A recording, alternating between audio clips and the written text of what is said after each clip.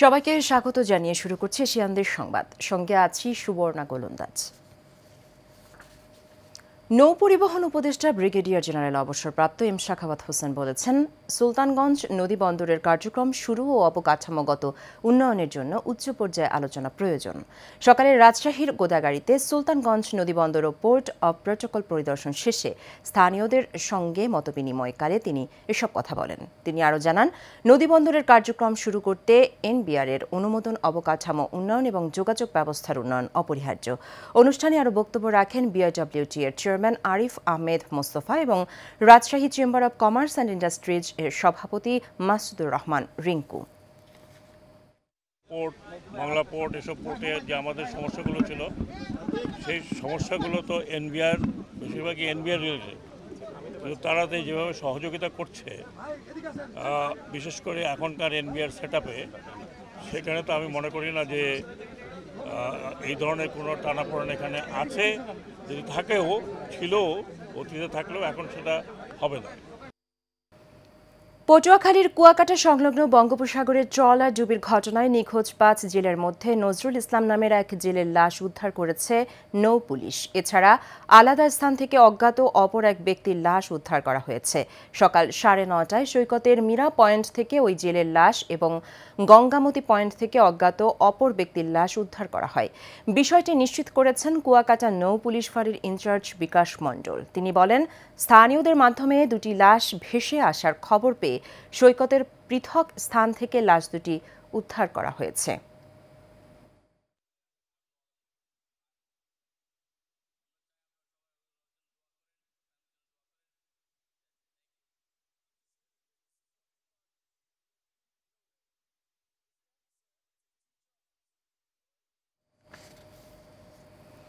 নারায়ণগঞ্জের সিদ্ধিরগঞ্জের সাইনবোর্ড এলাকায় বিএনপির নাম ভাঙিয়ে ফুটপাত দখল করে দোকান তুলে চাঁদাবাজির অভিযোগ উঠেছে ৬৬ নং ওয়ার্ড বিএনপি সহ সভাপতি কামরুল হাসান বাচ্চু, আওয়ামী মৎস্যজীবী লীগের ডেমরা থানার সাধারণ সম্পাদক পলাত এবং যুবলীগ সদস্য জীবন ও তাদের সহযোগীদের বিরুদ্ধে এই অভিযোগ উঠেছে। ভুক্তভোগী এক বাস কাউন্টারের কর্মচারী জানান, তার কাছ থেকে ২০,০০০ টাকা দাবি করা হয়েছে। এই বিষয়ে ডেমরায় ৬৬ নং ওয়ার্ড বিএনপির সভাপতি নূর হোসেন ভূঁইয়া বলেন, বিএনপির নামধারী কিছু আওয়ামী লীগের দোসররা এই চাঁদাবাজি করছে। কেউ কোনো চাঁদাবাজি, সন্ত্রাসী কার্যক্রম করতে পারবে না বলে হুঁশিয়ারি দেন তিনি। রহমান ভাইকে বলছে দেখা করতে, আর ল্যাপটপ গালিগালাজ করছে কি রহমান ভাই নাম ধরে। হাবিবের ৪,০০০ টাকা দিছি। এখন বাচ্চু নামে এক নেতা বলতেছে যে ১৫,০০০ টাকা দেবে, ১ তারিখ আমাকে মিটিং আছে, মিটিং এর মধ্যে তুই ১৫,০০০ টাকা দিবি। তা আমি আর কিছু বলি না। আমার বলছে যে ১ তারিখের পরে যদি টাকা না দেয়, ১ তারিখের পরে তোর লগে বমবো, তোর ডাকামো, তুই আবি। আওয়ামী লীগ বিএনপি এখন একাকার হয়ে গেছে। এইখানে আপনার কিছু লোক চাঁদাবাজির একটা পায়তারা করতেছে, বিভিন্ন দোকানদারকে নাকি হুমকি দামকি করছে। পরে আমি তাদের বলছি, সকলে মিলা দোকানদাররা দইরা পুলিশের সোপর্দ করো, সেনাবাহিনীর খবর দাও, অথবা প্রশাসনের যে কোনো প্রশাসনিক লোকদের খবর দিয়ে তাদেরকে পুলিশের বা প্রশাসনিক লোকদের হাতে তুলে দাও।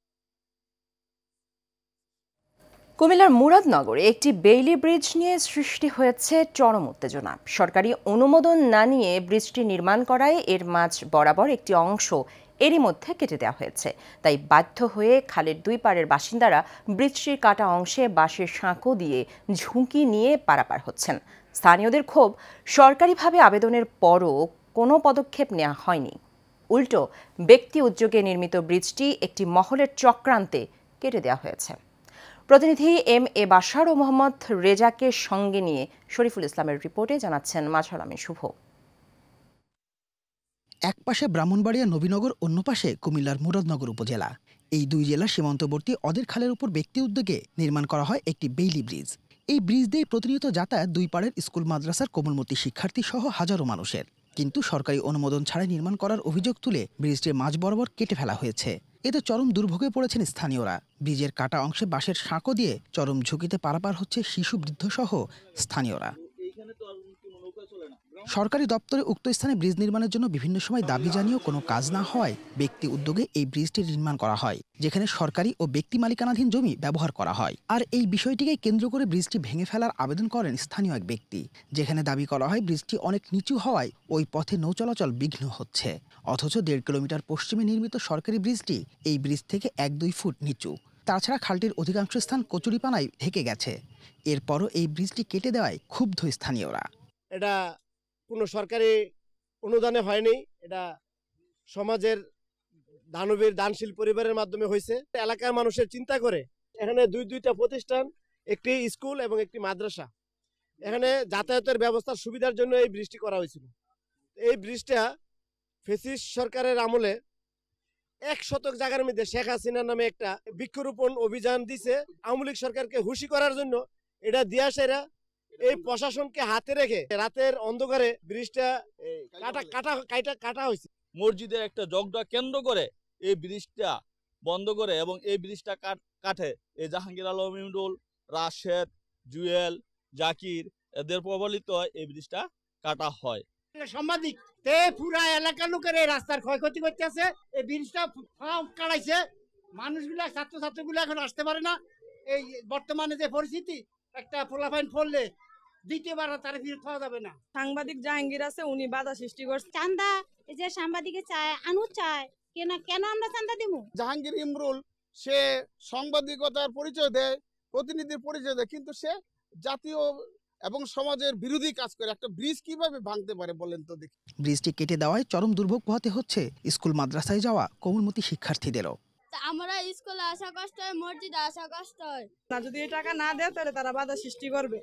এটা আমাদের বাড়ির পাশে আনোয়ার বলে নাম, উনি এই টাকাটা চাইছিল। এমত অবস্থায় বিষয়টি খতিয়ে দেখার পাশাপাশি প্রয়োজনে নতুন করে ব্রিজ নির্মাণ করে দেওয়ার আশ্বাস জেলা প্রশাসকের।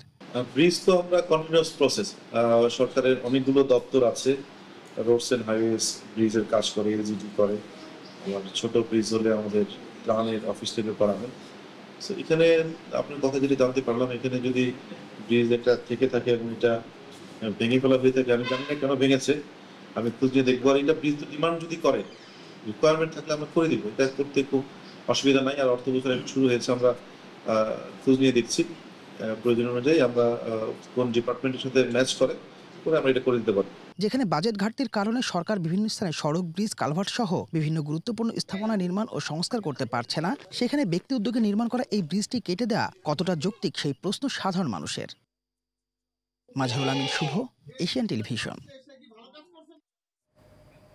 ঝালকাঠির রাজাপুরের উত্তমপুর গুচ্ছগ্রাম এলাকায় শিশু শিক্ষার্থীকে যৌন নিপীড়নের মামলায় আসামি আদর্শ গ্রাম নুরানি মাদ্রাসার প্রতিষ্ঠাতা ও শিক্ষক শফিকুল ইসলাম শাহাদাত হোসেনের গ্রেফতার ও বিচারের দাবিতে মানববন্ধন এবং ঝাড়ু মিছিল করেছে এলাকাবাসী। সকালে রাজাপুর উত্তরপুর সড়কের গুচ্ছগ্রাম এলাকায় এই মানববন্ধন ও ঝাড়ু মিছিল হয়। বক্তারা বলেন, গত মঙ্গলবার মাদ্রাসার কোচিংয়ে পড়তে গেলে শিক্ষক শাহাদাত হোসেন 2য় শ্রেণীর ওই শিক্ষার্থীকে তার কক্ষে যৌন নিপীড়ন করে। এই ঘটনায় শিশুটির মা বাদী হয়ে মামলা করলেও পুলিশ আসামিকে গ্রেফতার করছে না। রাজাপুর থানার ওসি ইসমাইল হোসেন জানান, অভিযুক্ত শিক্ষক পলাতক রয়েছেন, তাকে গ্রেফতারের চেষ্টা চলছে। বিএনপির ভারপ্রাপ্ত চেয়ারম্যান তারেক রহমানের দেয়া রাষ্ট্র কাঠামোর 31 দফা প্রচারপত্র বিলি করেছেন যুব দলের সাবেক কেন্দ্রীয় নির্বাহী কমিটির সহ সাধারণ সম্পাদক ও নারায়ণগঞ্জ 1 আসনের মনোনয়ন প্রত্যাশী মোহাম্মদ দুলাল হোসেন। মাসব্যাপী কর্মসূচির ধারাবাহিকতায় স্থানীয় মুসল্লিদের নিয়ে আজ পূর্বাঞ্চলের ভোলানাথপুর এলাকায় এই প্রচারপত্র বিলি করেন তিনি। এ সময় তিনি সাংবাদিকদের বলেন, আমরা বিগত সময়ে আওয়ামী লীগের সকল নির্যাতন সয়ে মাঠে ছিলাম, ভবিষ্যতেও থাকব। রূপগঞ্জবাসীর উন্নয়নে কাজ করব। পূর্বাঞ্চলের সুবিধা বঞ্চিতদের নিয়ে অতীতের মতোই মাঠে থাকব বলেও জানান তিনি। ঐতিহাসিক জুলাই বিপ্লবের শহীদদের স্মরণে কুমিল্লায় বিশেষ স্মারক অনুষ্ঠান হয়েছে। জেলা শিল্পকলা একাডেমি আয়োজিত এই জুলাই বিপ্লব আলোচনা সভা আয়োজন করে ন্যাশনাল ডক্টরস ফোরাম কুমিল্লা শাখা। ফোরামের সভাপতি ডাক্তার জহির উদ্দিন মোহাম্মদ বাবুরের সভাপতিত্বে অনুষ্ঠানে প্রধান অতিথি ছিলেন অধ্যাপক ডাক্তার মাহমুদ হোসেন। প্রধান বক্তা ছিলেন কুমিল্লা মহানগর জামাতের আমির কাজী দীন মোহাম্মদ। অনুষ্ঠানে শহীদ পরিবারের সদস্যদের সম্মাননা প্রদান করা হয়।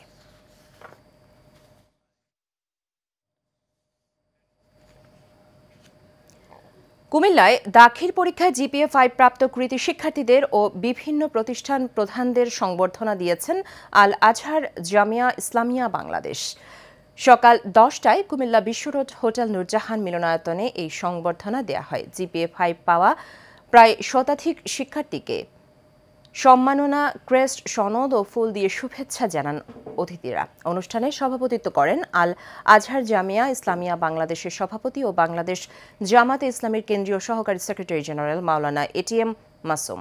প্রধান অতিথি ছিলেন বাংলাদেশ মাদ্রাসা শিক্ষা বোর্ডের চেয়ারম্যান প্রফেসর মিয়া মোহাম্মদ নুরুল হক। বিশেষ অতিথি ছিলেন বাংলাদেশ মাদ্রাসা শিক্ষা বোর্ডের কারিকুলাম বিশেষজ্ঞ ডক্টর মোহাম্মদ হেদায়েতুল্লাহ।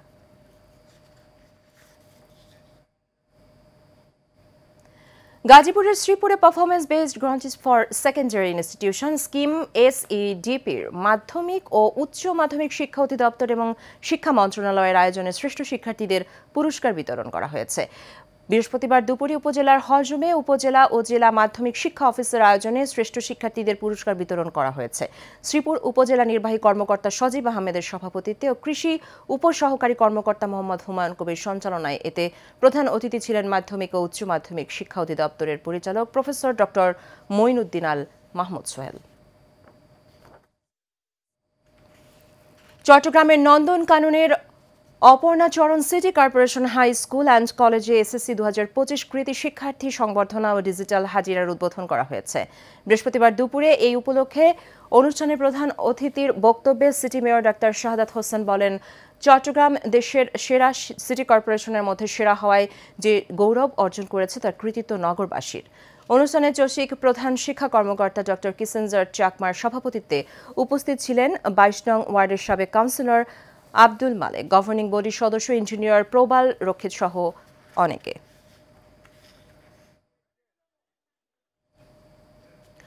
চট্টগ্রামের রাউজানে উত্তর জেলা বিএনপির সদ্য বিলুপ্তি কমিটির আহ্বায়ক গোলাম আকবর খন্দকারকে অবাঞ্ছিত ঘোষণা করেছে গিয়াসউদ্দিন কাদের চৌধুরী সমর্থিত নেতাকর্মীরা।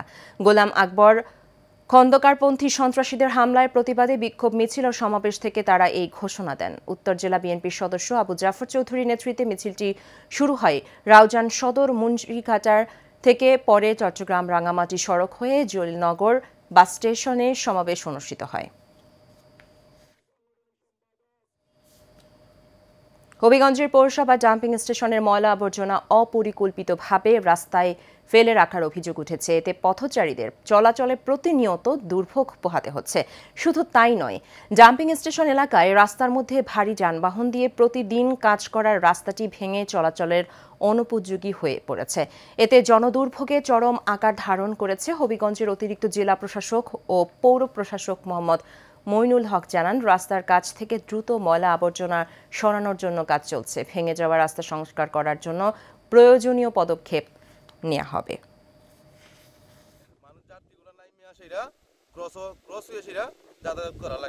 পৌরসভা একমাত্র কারণ হচ্ছে পৌরসভার ময়লা রাস্তার মধ্যে রাখার কারণে আমরা এখান থেকে নামে হাইটা ওই জায়গায় এটা তো আমরা দুর্গন্ধ, আবার গাড়ি এখানে মাঝে থামাই আমরা হাইটা যাই, এই জন্য আমরা খুব অসুবিধাটা আছে।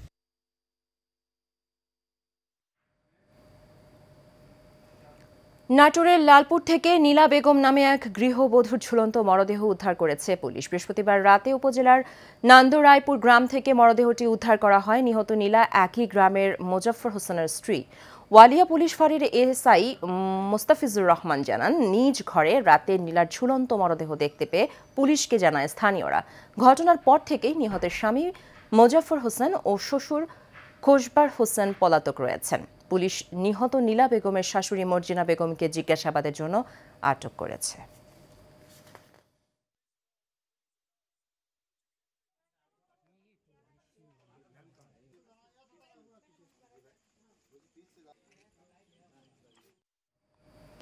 এশিয়ানদের সংবাদ এ পর্যন্তই। আমাদের পরবর্তী সংবাদ দেখার আমন্ত্রণ রইল। ধন্যবাদ সাথে থাকার জন্য।